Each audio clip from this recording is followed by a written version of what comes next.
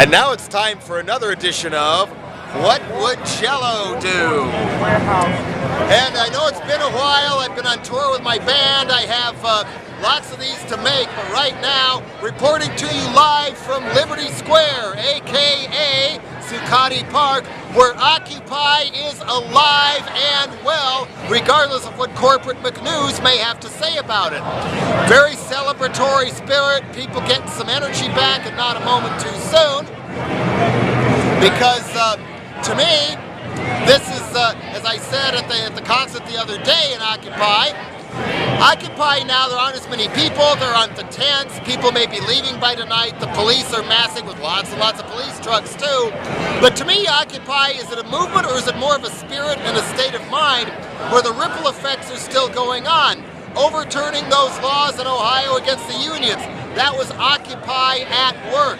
Some lawyers connected with Occupy are writing briefs now, giving them the Securities and Exchange Commission, hey, we're doing your job for you, now bust these Wall Street criminals.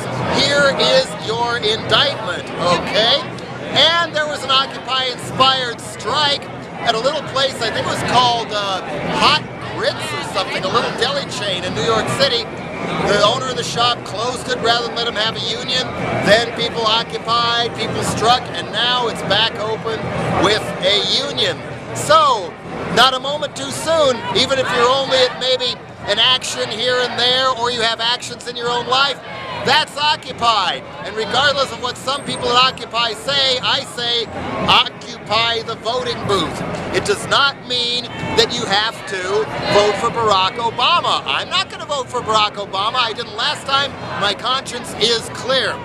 If I had to vote today, it would probably be Jill Stein of the Green Party. I might change my mind before November. I don't feel pressured to make up my mind this close, far away from an election.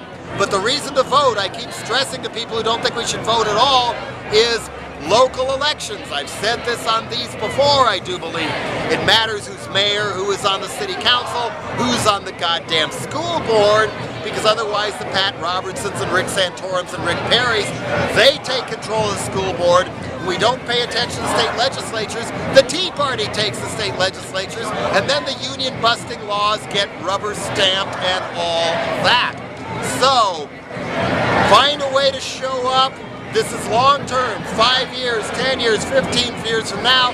Remember who you are, what brought you to things like this, where you came from, and keep that inside, apply it. You'll save on psych meds, right? And above all, remember that sabotage and resistance can be fun. Don't just occupy, shockupy!